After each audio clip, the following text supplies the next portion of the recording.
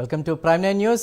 జనసేన 12వ ఆవిర్భావ సభలో జనసేన అధినేత డిప్యూటీ సీఎం పవన్ కళ్యాణ్ ప్రసంగంపై సర్వత్రా ఉత్కంఠ నెలకొంది. జనసేనాని ఏం మాట్లాడబోతున్నారు, తన ప్రసంగంలో ఏ అంశాలను ప్రస్తావించనున్నారు, పవన్ స్పీచ్ ఎలా ఉండబోతోంది, జన సైనికులకు చేసే మార్గనిర్దేశం ఏంటి, ఈ అంశాలపై సర్వత్రా ఆసక్తి నెలకొంది.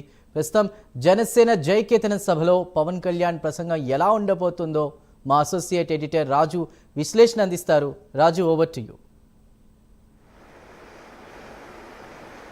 Thank you Chandu. ఇప్పటి వరకు మనం చూసాం జనసేన జయకేతనం సభ జరుగుతోంది. జయకేతనం సభకి లక్షలాదిగా జన సైనికులు, ఆ పార్టీకి సంబంధించిన వీరమహిళలు పెద్ద సంఖ్యలో చేరుకున్నటువంటి పరిస్థితి. అయితే ఇక్కడ ఇవాళ జనసేనాని పవన్ కళ్యాణ్ ఏం మాట్లాడబోతున్నారు, ఆయన చేసేటటువంటి కీలకమైనటువంటి ప్రకటన ఏంటి, ఎస్పెషల్లీ ఇప్పటి వరకు ఒక లెక్క ఇకపై ఇంకొక లెక్క అని చెప్పేసి ఆ పార్టీ క్యాడర్ అనుకుంటున్నటువంటి నేపథ్యంలో ఇప్పటి వరకు జరిగినటువంటి పరిణామాలను బట్టి చూస్తే ఖచ్చితంగా జనసేనాని పవన్ కళ్యాణ్ కొన్ని కీలకమైనటువంటి అంశాలను తమ పార్టీ కుటుంబ సభ్యులైనటువంటి జన సైనికులు, అలాగే వీర మహిళలు, జనసేన నాయకులతోటి ఆయన పంచుకోబోతున్నారు అనేది ఇక్కడ మనకు స్పష్టంగా తెలుస్తుంది. ఎందుకంటే సభ స్టార్ట్ అయినప్పటి నుంచి ఇప్పటి వరకు జరిగినటువంటి కార్యక్రమాన్ని ఒకసారి మనం కానీ చూస్తే ఎస్పెషల్లీ సాంస్కృతిక కార్యక్రమాలు. మామూలుగా సాంస్కృతిక కార్యక్రమాలు అంటే డ్యాన్సులు ఉంటాయి, లేకపోతే కోలాటాలు, చెక్క భజనలు, లేకపోతే ఇతరత్ర కార్యక్రమాలు ఉంటాయి. కానీ ఇక్కడ మనం గమనించాల్సినటువంటి విషయం ఏంటి అంటే దేశవ్యాప్తంగా ప్రాచుర్యం పొందినటువంటి అన్ని కళలను జనసేన జయకేతనం వేదిక మీద ప్రదర్శించారు.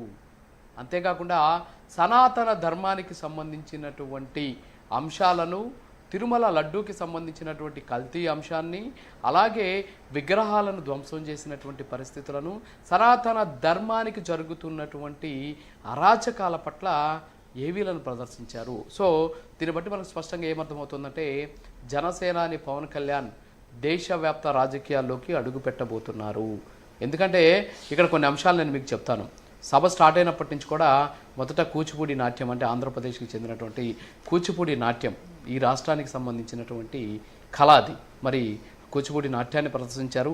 ఆ తర్వాత వరుసగా చూసుకుంటే మనం దాని తర్వాత డొల్లు కునిత అని చెప్పేసి కర్ణాటకకి సంబంధించి, అంటే కర్ణాటక రాష్ట్రానికి సంబంధించినటువంటి అది ఒక ప్రాచీనమైనటువంటి కళ.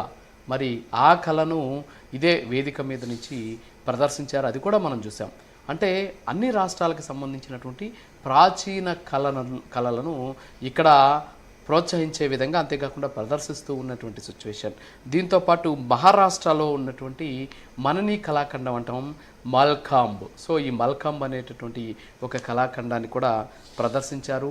సో దీంట్లో కూడా ఆ రాష్ట్రం నుంచి వచ్చినటువంటి కళాకారులు ఇక్కడ ఆ కళని ప్రదర్శించినటువంటి పరిస్థితి. వీటితో పాటు కలరిపయట్టు అంటాం. కలరిపయట్టు అనేది కేరళలో దాదాపు 3000 సంవత్సరాల నుంచి ఒక ప్రాచీనమైనటువంటి కళ ఇది. ఒక పురాతనమైనటువంటి భారతీయ యుద్ధ కళ ఇది. దీన్నే పోరాట శైలి అని కూడా పిలుస్తారు తెలుగులో. మరి ఇది కేవలం ఈ కలరిపయట్టు అనేది కేవలం కేరళలోనే కాదు, పక్కనే ఉన్న తమిళనాడులో కూడా ఇప్పటికి కూడా దాన్ని ఆచరిస్తూ ఉంటారు. దాంతోపాటు శ్రీలంక, మలేషియా దేశాల్లో కూడా ఈ కళకి చాలా మక్కువ ఉన్నటువంటి పరిస్థితి. దీన్ని కేరళకు చెందినటువంటి మహేష్ అగస్యం కలరిపయట్టు అనేటటువంటి ఆయన ఇప్పుడు ఈ కళని ఆయన శిష్యులైనటువంటి వాళ్ళు ప్రదర్శించారు. మొత్తం ఆయన 12,000 మందికి ఈ ఆత్మరక్షణ విద్యని ప్రదర్శించినటువంటి పరిస్థితి. సో ఇప్పటి వరకు కూడా మనం చూసాం. సో ఇవే కాకుండా చాలా వరకు కూడా దక్షిణాదికి చెందినటువంటి అంశాలు, దక్షిణాదికి చెందినటువంటి సాంస్కృతిక కార్యక్రమాలు, దక్షిణాదిలో ప్రాచుర్యం పొందినటువంటి అంశాలను జనసేన వేదిక మీద ఎందుకు ప్రదర్శించారు అంటే, సో ఖచ్చితంగా జనసేనాని పవన్ కళ్యాణ్ ఈరోజు కేవలం ఆంధ్రప్రదేశ్కి చెందినటువంటి నాయకుడు కాదు, కేవలం తెలుగు రాష్ట్రాలకు చెందినటువంటి నాయకుడు కాదు, ఆయన దేశవ్యాప్తంగా చరిష్మా పొందినటువంటి నాయకుడు. కాబట్టి దేశ రాజకీయాల్లోకి జనసేన ఎంట్రీ కాబోతోంది. దీంతోపాటు సనాతన ధర్మానికి సంబంధించి పక్క రాష్ట్రమైనటువంటి తమిళనాడులో సనాతన ధర్మం ఒక చీడపురుగు, ఒక మస్కిటో, ఒక డెంగ్యూ అని చెప్పి మాట్లాడినటువంటి ఉదయనిధి స్టాలిన్ వ్యాఖ్యలను కూడా ఈరోజు సభలో ప్రదర్శించారు. అంటే ఏ విధంగా సనాతన ధర్మాన్ని ముందుకు తీసుకెళ్ళబోతున్నారు, తమిళనాడులో జనసేన అలాగే పవన్ కళ్యాణ్ ఎంట్రీ ఎలా ఉండబోతోంది అనేది దీన్ని బట్టి మనకు స్పష్టంగా తెలుస్తుంది.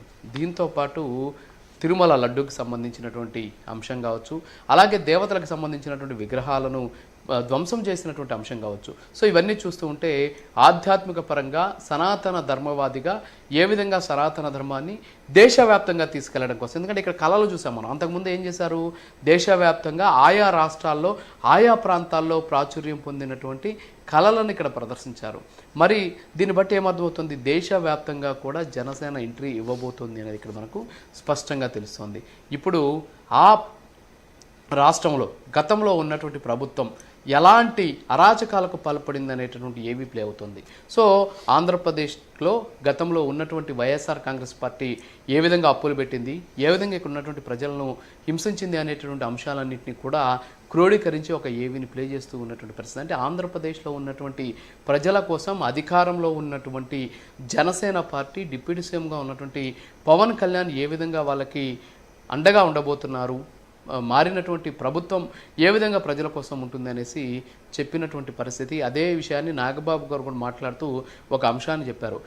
ఎన్నో ఉంటాయి, సో ఇప్పటి వరకు జరిగింది, ఇప్పటి వరకు ప్రజలకు చేసినటువంటి సంక్షేమం అభివృద్ధి కావచ్చు, ఇది ఆవగింజలో సగభాగం అని చెప్పేసి ఆయన చాలా సరదాగా చెప్పినటువంటి పరిస్థితి. అంటే ఒక రకంగా అందరినీ కూడా ఆలోచింపజేసేటటువంటి సిచ్యువేషన్. ఇంకా చేయాల్సింది చాలా ఉంది, ఖచ్చితంగా చేయబోతున్నాం, ఖచ్చితంగా చేసి చూపిస్తామని చెప్పేసి నాగబాబు గారి ఆయన చేసినటువంటి ప్రసంగం ద్వారా మనకు అర్థమైంది. సరే, ఈ విషయాలన్నీ కూడా పక్కన పెడితే అసలు ఇవాళ జనసేనాని పవన్ కళ్యాణ్ ఏం మాట్లాడబోతున్నారు, పవన్ కళ్యాణ్ నోటి వెంట ఎలాంటి మాటలు రాబోతున్నాయి అనే దాని మీద ప్రతి ఒక్కరిలో కూడా ఒకంత చాలా అంటే ఆతృతగా ఎదురు చూస్తున్నారు ప్రతి ఒక్కరు కూడా. ఏంటంటే పవన్ కళ్యాణ్ ఏం మాట్లాడుతున్నారు, 12వ ఆవిర్భావ సభ ద్వారా ఆయన ఏమి మెసేజ్ ఇవ్వబోతున్నారు అనే దాని మీద సర్వత్రా ఉత్కంఠ కంటిన్యూ అవుతుంది.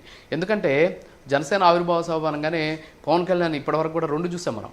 ఒకటి ఇప్పటంలో చూసాము, ఇంకోటి వచ్చేసి మచిలీపట్నంలో జరిగినటువంటి సభ చూసాం. ఈ 2 సభల్లో కూడా పవన్ కళ్యాణ్ ఎలివేషన్ ఎక్కువగా ఉంది. అక్కడ పవన్ కళ్యాణ్ ఏంటి, జనసేన పార్టీ ఏంటి, పవన్ కళ్యాణ్ పాటలు, పవన్ కళ్యాణ్ సంబంధించిన ప్రసంగాలు, పవన్ కళ్యాణ్ చేసినటువంటి ఏదైతే స్పీచ్, వీటన్నిటి మీదే అక్కడంతా కూడా ఉంది. కానీ ఈరోజు అలాంటి పరిస్థితి లేదు. దేశాన్ని ఒక యూనిట్గా తీసుకునేటువంటి పరిస్థితి, దేశవ్యాప్తంగా ఉన్నటువంటి కళలను, దేశవ్యాప్తంగా ప్రాచుర్యం పొందినటువంటి కళలను తీసుకొచ్చి ఈరోజు జనసేన 12వ ఆవిర్భావ సభ వేదిక మీద ప్రదర్శించారు.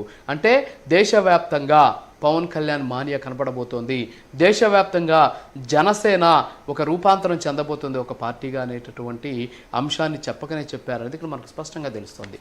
దీంతోపాటు సనాతన ధర్మం అని చెప్పేసి చెబుతూ ఉన్నటువంటి పవన్ కళ్యాణ్ ఈరోజు ఇప్పటికే దక్షిణ భారతదేశంలో ఉన్నటువంటి కొన్ని ఆలయాలను ఆయన పర్యటించారు. ఆయా ఆలయాల్లో పూజలు చేశారు. అక్కడ ఆయనకు ఉన్నటువంటి మొక్కులు సమర్పించుకొని ఎక్కడ కూడా సనాతన ధర్మం కావచ్చు, అంశాలు కావచ్చు ఏమీ మాట్లాడకుండా వచ్చేశారు. అయినప్పటికీ కూడా సనాతన ధర్మవాదిగా ఆయన ఈరోజు నిలబడినటువంటి పరిస్థితి ఉంది.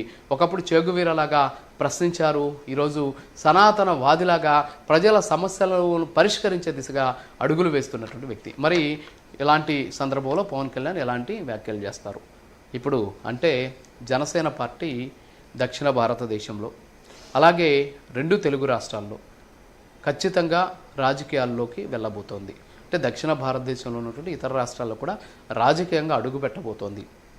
దీనికి జనసేన పార్టీకి సంబంధించినటువంటి క్యాడర్, క్షేత్రస్థాయిలో ఉన్నటువంటి పరిస్థితులు, వీటన్నిటిని కూడా ఆకలింపు చేసుకుని ఏ విధంగా ముందుకెళ్ళాలి అనేటటువంటి అంశంతో పాటు ఇప్పటి వరకు కూడా తనతో కలిసి అడుగులు వేసినటువంటి నాయకులు కావచ్చు, కార్యకర్తలు కావచ్చు, జన సైనికులు కావచ్చు, వీర మహిళలు కావచ్చు, సో వీళ్ళందరికీ ఒక భరోసా ఇచ్చేటటువంటి ప్రయత్నం.